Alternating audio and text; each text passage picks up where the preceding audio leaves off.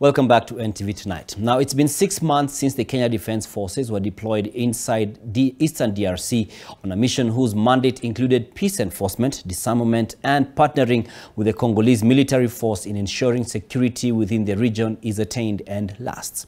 With the mission currently fully deployed in various sectors, much has been achieved within the theatre, with much more expected to be done in the near future.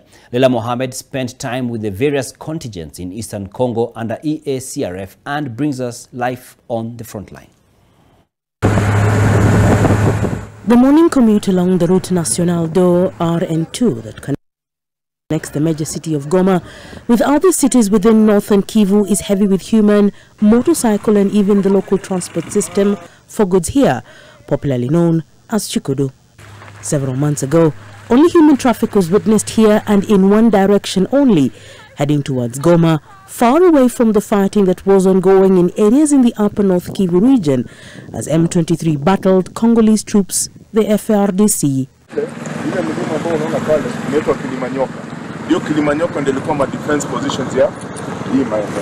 Being the first team to arrive here, the Kenyan team has been able to see the opening up of the major towns along this route and patrols the roads that were once under the M23. From Bunagana, talked of Kiwanja, Rushuru, Rumagambo, Kibumba, down to Goma on the western front.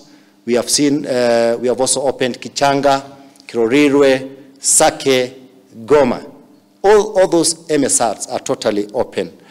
As that group left the expansive area, the KDF troops whose area of mandate lies out here have found their major vantage points where they held mini camps and outposts. This is Kanyamahoro Hill, just a few kilometers away from Kibumba and Retro. This is where the M23 had put up their defense mechanisms, and there's even a bit of remnants of how their lives were here as a defense system for that group at that time. They've since moved further away, and this area now is under aircraft control, and also Kenyan Defence Forces are manning this particular area. Na wakati vita ilikuwa inaendelea, tuliona kuna maafa, tuliona pia kuna wale ambao wakimbizi ambao wanasafa, particularly mahali inaitwa Kanyaruchinya. They had sleeping areas and even dug a long drop toilet up here, and there were segmented areas within this outpost where men could eat, sleep and also take cover from fire. Their exit from this area, however, is not known when it exactly happened. Siwezi fahamu umuhimu ulikuwa nini kwa sababu hao wenyewe walikuwa hapa, lakini ukiangalia kwa mambo ya kimilitari ni kwamba hii mahali iko na mwinuko.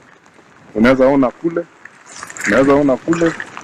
unaweza ona pia kuna pande nyingine, na pia ukiangalia namna vile kuna vile kuna miti mengi, inamaanisha kuma picha ni mengi. At Kibumba, the Kenyan troops visit with local community, and they say life has become a little bit easier with their presence within their neighborhood.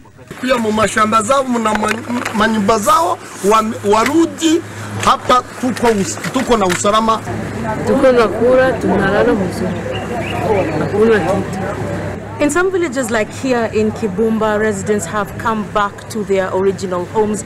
They say that despite there being some aspects of atrocities between an armed group and which the aircraft troops were able to dismiss quite early, they are calm here, but they're also calling for more help in terms of enabling them to feed themselves and to have enough to plant in their farms. Jo tungepata waganga, masomo ingeanza, leo hii tunakosa mbegu. The remnants of a brutal war are evident. The children play on old guns and rocket launchers, seemingly unaware of the magnitude of the effects such hardware placed out here. But as they play and fall over each other on this piece of history, business continues as traders move goods and the clients come here to get what they need. Business, they say, has picked up in the last few weeks, they note. 2 hours away, the expansive barracks in Rumangabo that had changed hands over time stands majestically as you drive in. In January, the barracks was taken over by KDF troops, and since then, a South Sudanese contingent have also come in to reinforce the peacekeeping. M23 continues to withdraw in compliance of the Luanda a Nairobi process, which required them to withdraw to cantonment areas within Sabinyo. Rumangabo was strategic for the M23, who manned these barracks that were once manned by FARDC. It is overlooked by the Sabinyo Hills, Tongo and Kibumba. The Kenyan contingent within the multinational sector has facilitated the return of over 10,000 internally displaced persons. And you've been able to witness yourself, the centers that you've passed in were empty of population when the force was deployed here. ICROF has a presence in Mushake, Kirolirwe, Rumangabo and Kibumba, where the troops have undertaken security and humanitarian duties in the last few months.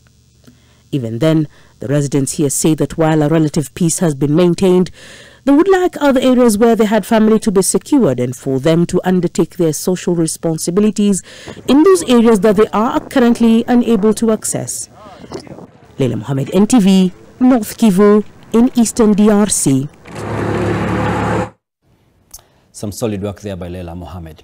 Now coming back.